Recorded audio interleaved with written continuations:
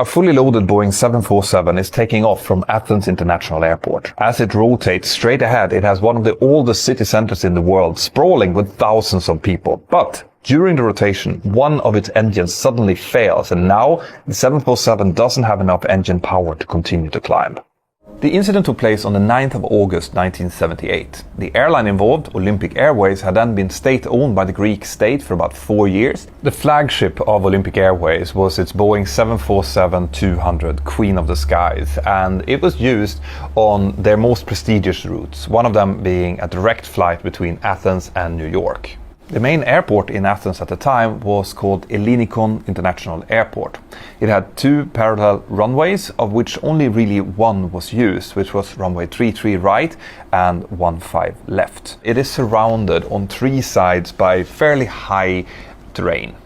So the only real escape route, if you want to avoid the terrain, is out of the sea, which is located on the southwest to west side. On the 9th of August, Olympic Zeus was supposed to operate Olympic Airways Flight 411 over towards New York.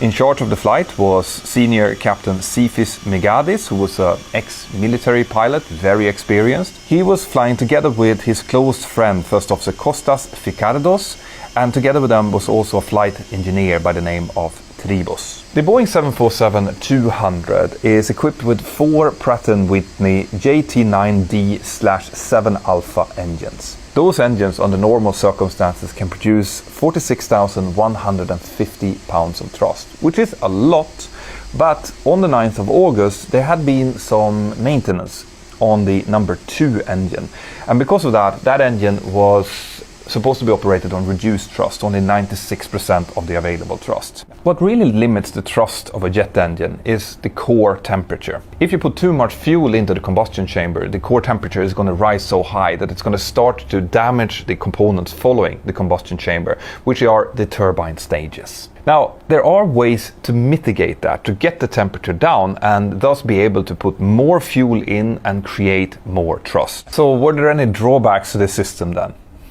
Yes, of course there were.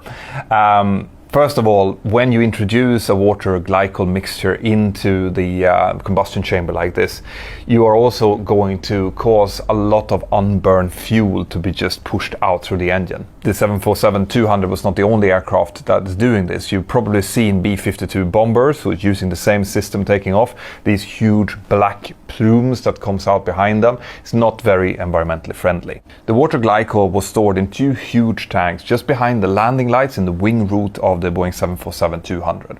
Each tank held about 2,300 kilos of water, and once it was started, that would last about 2.5 minutes. And during that 2.5 minutes, you would get the extra thrust. But after that, you had to be very quick to reduce the thrust back again so that you wouldn't damage the engines. The way that the system operated was that the flight engineer was the one that activated it. He did so during taxi just before the aircraft entered the runway. Switched on the pumps, and that would give him a couple of low pressure lights that would extinguish when the water pressure was right, and that would also give him 4 green lights telling him that the system was ready. A very common problem with this was that during the shutdown phases, the shut-off valves inside of the engines wouldn't shut completely.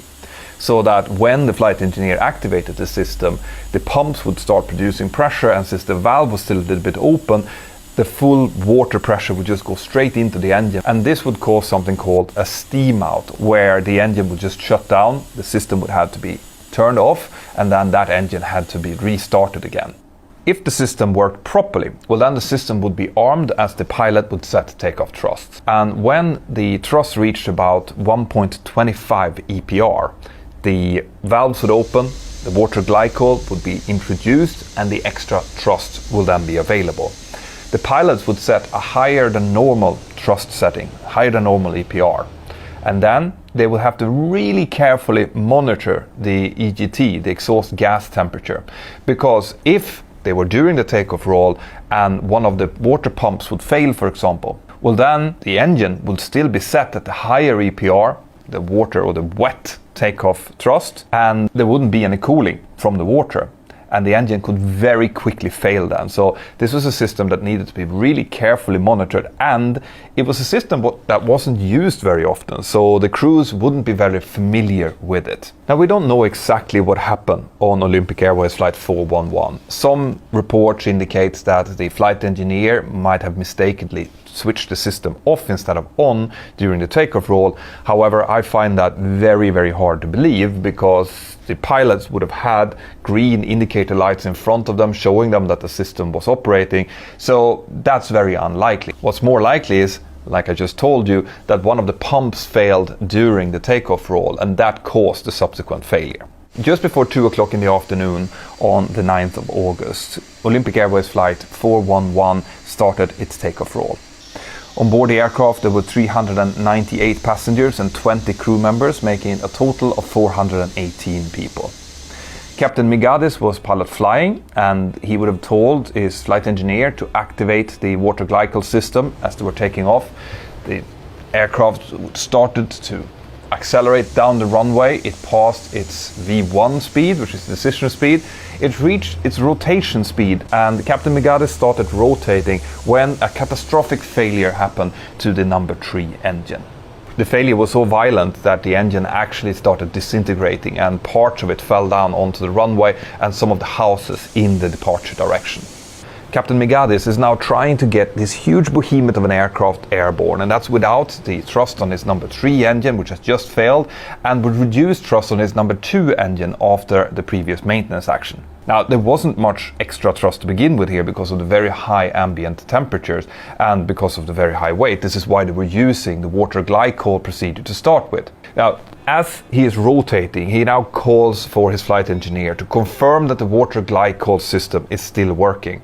And it is likely that it's here, in the confusion and the stress of the moment, that the flight engineer turns over, and instead of switching the system on, making sure it's on, he does the other thing. He switches it off instead. And this further reduces the thrust available.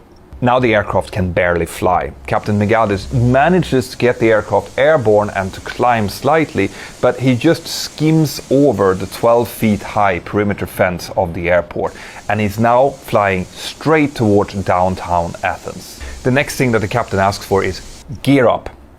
Now, First Officer Fikardos, who's pilot monitoring, he hesitates a little bit before doing this, because Boeing has sent out guidance saying clearly that in a situation like this, the pilots are not supposed to take the gear up. Now, you might ask yourself, why wouldn't they? And the answer to that is actually simpler than you think. During the gear retraction of a Boeing 747, there's a 15-second segment where, in order for the gear to be able to be retracted, the landing gear doors have to open into the airstream. And this means that during those 15 seconds, there will actually be even more drag, and in a low thrust situation close to the ground like this, it is not recommended to do this. It's better to wait until the aircraft has actually gained a bit of altitude, because it could otherwise stall.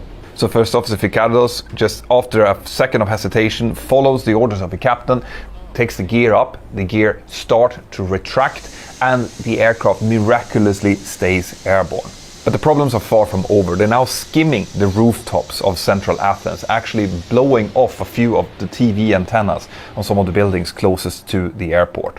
And Captain Migadis knows that in about 1 mile, 0.9 miles away from the airport, there is a hill in central downtown Athens called Pan's Hill.